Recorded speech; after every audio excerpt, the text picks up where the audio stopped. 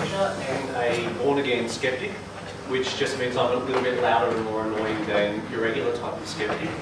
And I'm the founder of the McKinnon Secondary Skeptical Society. McKinnon Secondary is a school that I work at, which is down in McKinnon, which is a tiny suburb that nobody's heard of unless you're actually there. It's near Caulfield and Ormond, Morabina. It's that way down southeastern. Now, I decided to put this club together about a year ago when I wanted to go to TAM, but as I said, I'm a high school maths teacher, so of course I couldn't afford to go to TAM. But I was able to go to a couple of lectures by Brian Dunning and Rebecca Watson.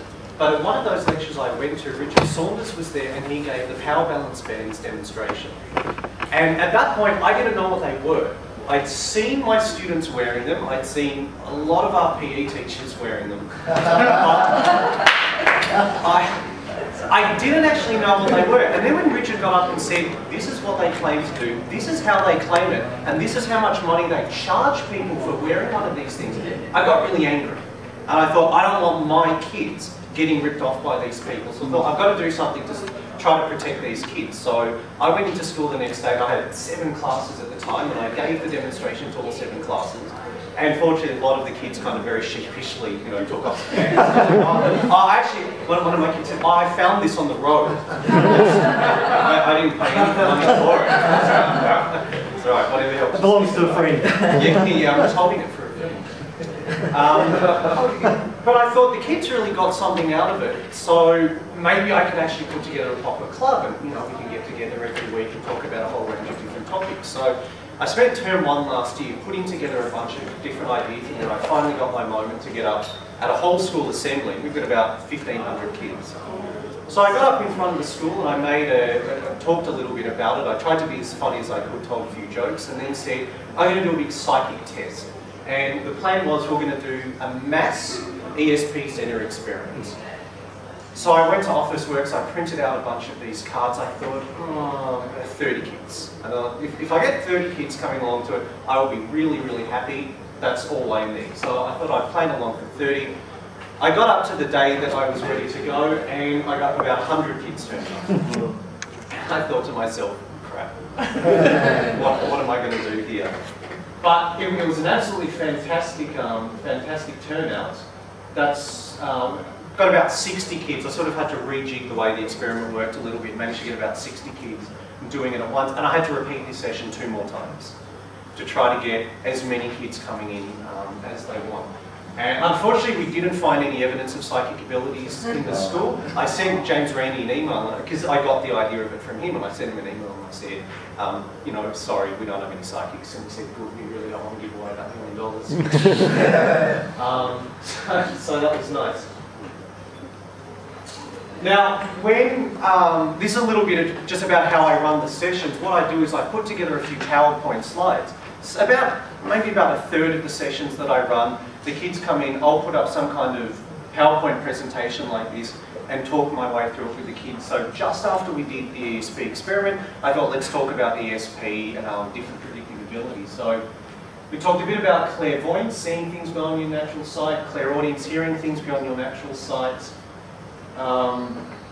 that touching, tasting and smelling things beyond your natural sight is gross. And people that have those powers generally don't advertise it, because that's an easy ticket to jail time. We did one session on, actually we did a few sessions on end of the world predictions. This was just after Harold Camping had made his prediction, and actually I think we still got until about 3 PM today before it finishes being October 21st everywhere in the world. So I don't know, hopefully, I'm just hoping to leave after my talk. Now, this is a hard topic to do, end of the world predictions. I try to make the sessions as funny and as entertaining as I can, just to try to get the kids really into it. So, beginning the world, people are predicting its end. According to scientific studies, approximately 0% of these predictions have come true. This followed with my Mr. V's top 10 Armageddon scenarios, where I went through a whole bunch of different end-of-the-world predictions that have happened. Ones that I thought either were just funny on their own or had the potential to be viewed in a funny way. And we got through 9 of them, and then the last one that I showed them was the Heaven's Gate cults. and kind of just like, bam, I'll punch them there. They're, you know, they're really, ha ha ha, look, a chicken laid an egg that said Christ is coming on it. That's really funny. Oh no, a whole bunch of people killed themselves. It was a downer, I will admit that, but I thought just to try to get the kids to understand, oh okay, this stuff's actually dangerous. This took about a month to get through. It was really fascinating. I did a whole series on logical fallacies, and I didn't expect the kids to get that involved in it, but I maybe got through about 4 or 5 slides an hour, because kids just had so many questions, and they're putting up their hand and they're saying, what's this? I heard this thing. I saw on Facebook somebody said, Jesus has a beard, I have a beard, therefore I am Jesus. Which logical fallacy is that? So they really, really enjoyed seeing this type of stuff. This is my favourite one, ad hominem, of course. I had to blur out the kids' middle finger so that my students didn't realise what was actually happening. But they did. I also gave one presentation based on Richard Wiseman's book, The Luck Factor, which he very kindly gave me permission to do, and I also made a YouTube video of this and put that online, which I think about 20 people have watched so far. But I advertised that one again and said, you know, if you want to be lucky, this is how to be lucky. This is based on scientific research and evidence. This is not based on picking 4-leaf clovers or, you know, carrying around a rabbit's foot or cat's foot or whatever animal's foot you want to carry around with you. This is actually based on proper hard evidence. And this was a really good turnout. This had about 60 or so students and a couple more teachers coming along for that too. Now, what sort of set all of this off was I wrote just a little article about it on the SGQ Forum's website, thinking, I've been doing this for a couple of months, maybe some people would like to hear about it. I wasn't expecting the response to it. It got read about 3,500 times. The day after I posted it, I got a phone call from Australia's Teachers magazine saying, can we interview you for it? Which was really, really nice, but even nicer than that was the next day I got a message on Facebook from Richard Saunders saying, this is great, I'm in Melbourne next week, can I come along and, you know, meet your kids? And I was just, yes, absolutely, you can come and meet your kids. We had another assembly the next day, so I begged the principal, I said, I know it's late notice, can I have 2 minutes to come and, you know, give a little talk? And I did, and again, we got about, I think, 65 kids and even more teachers coming along to it, and they loved him. He totally put me to shame, to the point that I'm not sure if I want him to come back anymore because of that. But the kids really, really got a lot out of it. There was a moment in it where he read out a letter by Phil Plait called Welcome to Science, where he talks about how beautiful science is and how many amazing things we've discovered through science. And I have never seen students be that silent for that long. They were in awe, they were just listening to this, and you could sense that they were just breathing this stuff in and going, oh, I want to be a scientist now, forget about being a rock star or something. Science is where it's at. Actually, that's probably an exaggeration, but I like to believe that's... that was him actually bending a spoon. I didn't just take a photo of him holding a spoon you know, in the canteen or anything like that. He wasn't actually getting that with life. A couple of my kids also now think he's a witch and tried to burn him afterwards, but it was too soggy. So this is actually the main part of the talk I want to give, just some ideas, maybe a little bit of advice or some guidelines on how to run a high school skeptical society as far as I know, because I've only been doing it for a few months. But it seems to be working so far. So the first thing I'd recommend is try to make it as fun and as entertaining as possible. If your topics can be something that high school students are going to naturally find interesting, they love astrology, they love ghosts, they love skeptics, they love psychics, they love magic, they love all of that type of stuff.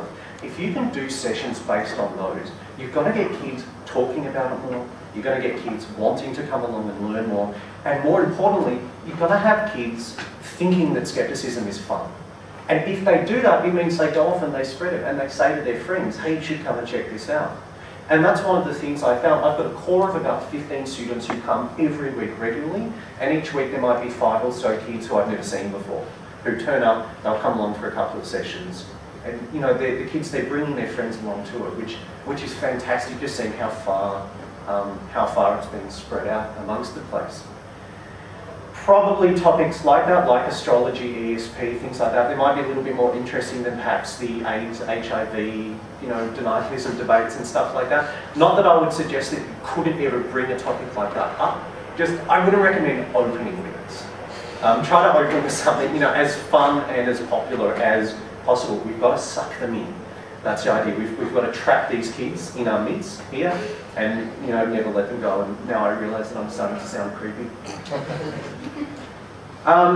Some people might object to this, but I say don't make it a science club. Okay? Even though skepticism and science is obviously really, really heavily linked together, I think the problem is if you said, hey guys, I'm running a skepticism and science club, you're going to have a lot of kids just go, science.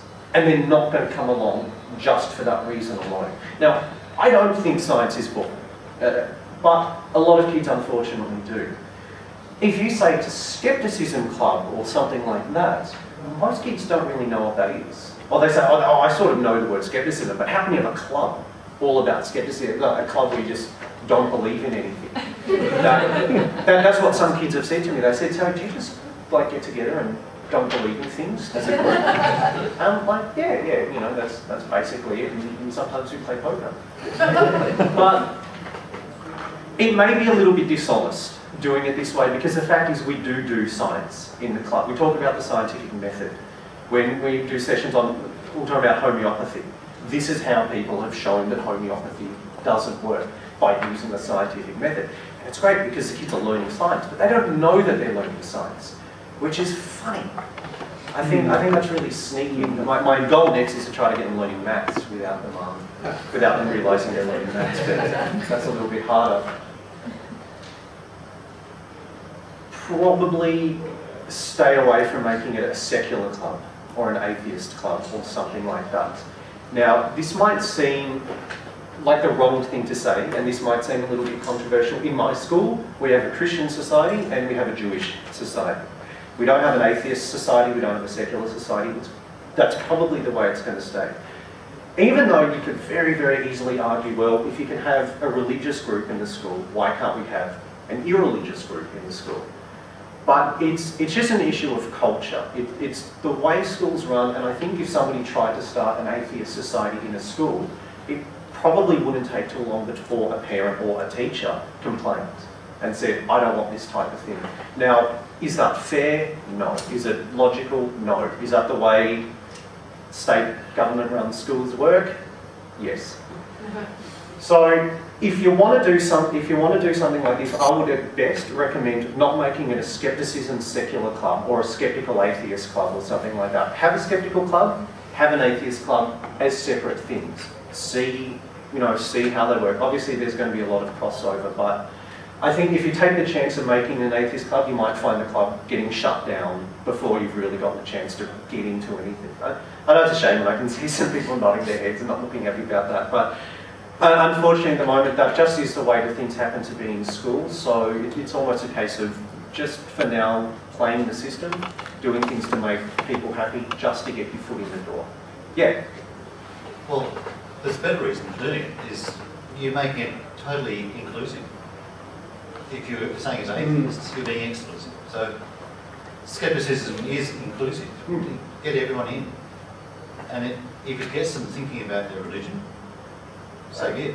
Yeah, look, I totally agree. And that's what we've had. I've got a lot of religious students in the Sceptical Society. And I think that's fantastic. Sometimes it's called some almost fairy arguments where one girl put up her hand, we're talking about evolution, and one girl put up her hand and said, but evolution's never been seen. We've never had any actual direct evidence of evolution happening. And that was actually fantastic because some of our senior boys, I could see them, they were rising up out of their chairs. They were ready to punch on. I don't care that you're a Year 8 girl, I'm going to bash you for so we sort of had to pull the reins back and say, okay, let's hear both sides of the story here and let's try to find out. Hopefully we convinced her. I don't know, she hasn't been back. Hopefully it wasn't for that reason. Prepare to be asked about anything. Prepare to have what you wanted to talk about get totally derailed. One of the first sessions I did was when we were talking about ESP, and we spent about 30 minutes talking about the ethical nature behind should you or should you not teach your children about Santa Claus because he doesn't exist. Is that a good thing to do or is that a bad thing to do? Now, I wasn't expecting that. I didn't bring that up. One of the students just brought it up and it just blossomed into this massive conversation. So my recommendation to that is if you're going to do this type of thing, try to have a breadth of knowledge. I know a lot of people say you should sort of focus on one area and, you know, carve out a niche for yourself and become the expert in this topic or this topic or this topic. But when you're doing things with kids like that, I think it's actually a better thing to try to know as much as you can, but about as many different topics as once. Because you never know when you're going to be in there, you're talking about homeopathy and a kid puts up their hand and says, you know, what can you tell me about water dowsing or something like that. And I personally believe the worst thing you can do is to say, sorry, that's not what we're meant to be talking about right now, shut up, sit down, you know, back to the lesson. You've got to be prepared to go with it. Because kids will ask questions completely out of left field. Should I teach my children about Santa Claus? And fortunately for that one, only one boy said no, it was wrong, but he was in the philosophy club as well, so... no, those guys are weird. They don't like it whenever I say that something's been proven. They get really angry about it. Oh, you can't prove anything, nothing's actually been proven. I kind of think it has, but that's okay, you're entitled to your view, even though I think you're wrong. And I'm the teacher, so, you know, we sit down and shut up.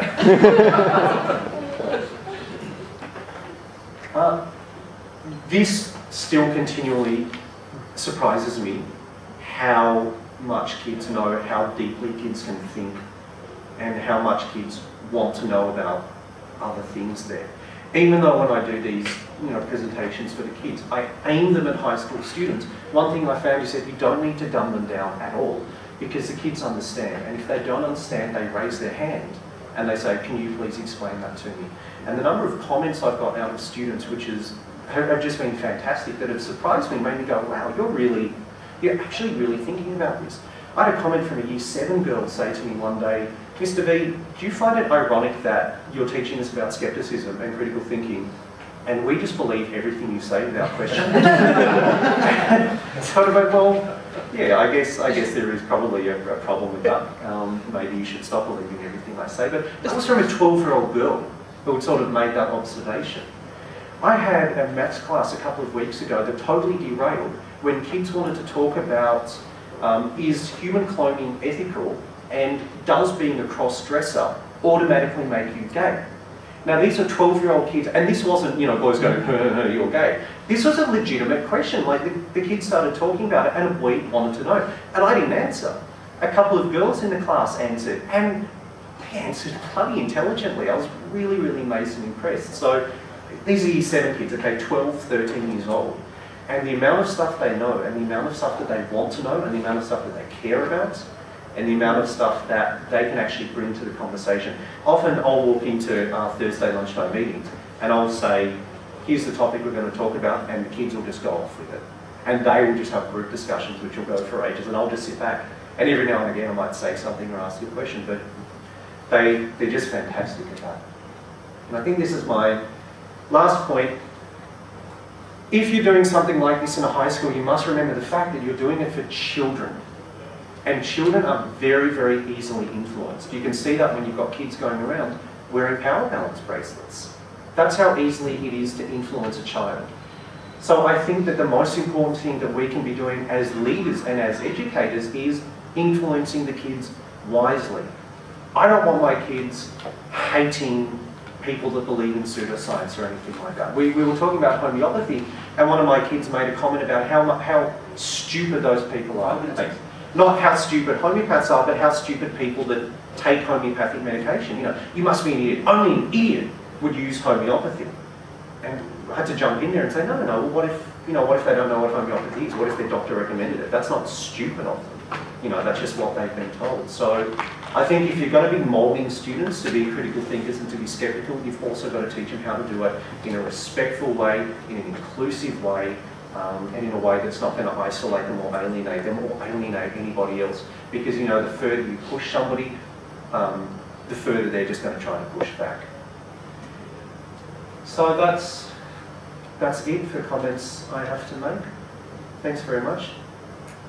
Does anyone have any questions?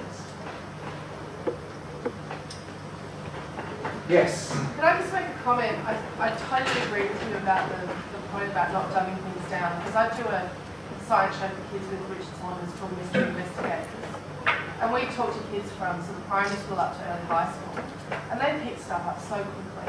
And we demonstrate double-blind testing to them using water dowsing. And halfway into the demonstration, they're saying, that's not a good experiment because the audience knows where the bottle is. And you're going, how the hell? Like, these kids, they just pick it up so quickly. So I completely agree with you about not dumbing it down because you just don't need to. Yeah. It's they're incredible. How much so? That's actually a photo from after Richard Saunders came, and he did the water dowsing demonstration as well, and none of the kids managed to do it properly, which was a bit disappointing. Are there any teachers in here? Nearly? Yeah, great teacher. Great Awesome. Awesome. So one person almost may have the potential to to actually take some of his stuff and use it. Oh, you're a teacher as well? Teacher? Christian? Can we lobby the Education Minister to get more critical thinking done in schools?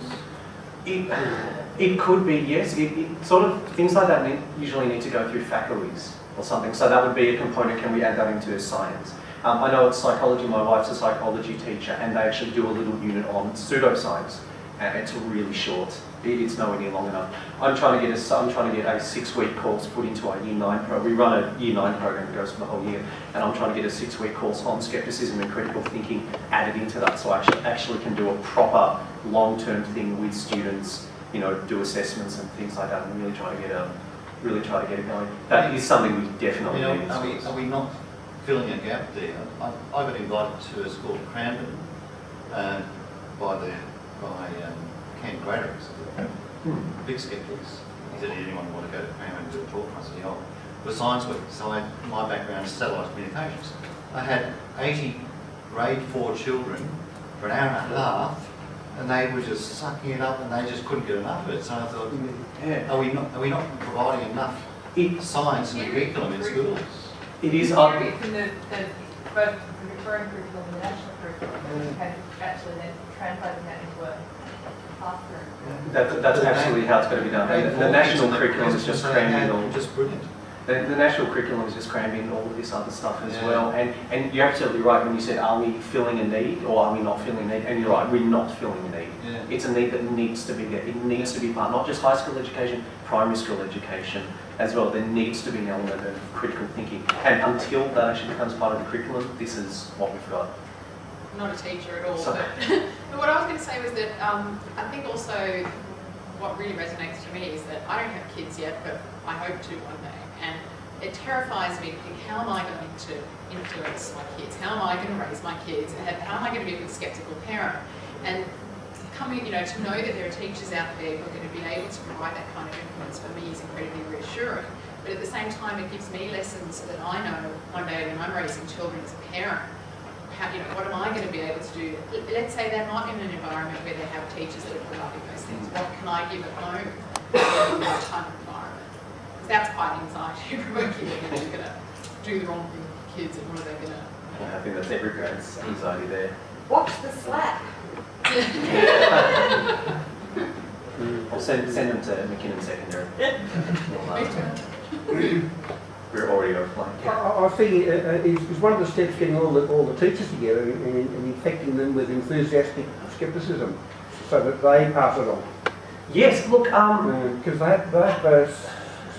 staff has conventions. Yes, once a year, yeah. So it's not a good speaker for them, I reckon. Yeah, I've spoken to a couple of people about that as well. Trying to get, it's been really interesting with the teachers because I've had a lot of teachers come up to me after I announced this for the first time, and students as well. I found this really weird. A lot of students and teachers coming up to me and saying, "Oh, that's great. I think all of that stuff. I don't believe in psychics. I think that's ridiculous. I think what you're doing is really good."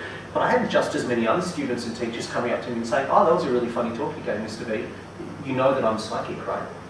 And my dreams come true." And all of a sudden, I've sort of become a magnet for skeptics and non-skeptics to come and try to tell me. I don't know if they're trying to convince me that psychic powers are real or something like that, but yeah, if you can get the teachers involved. I've got actually 2 English teachers. The science teachers don't come, but the English teachers, they come along fairly often. That's why I spelled skeptical with a C.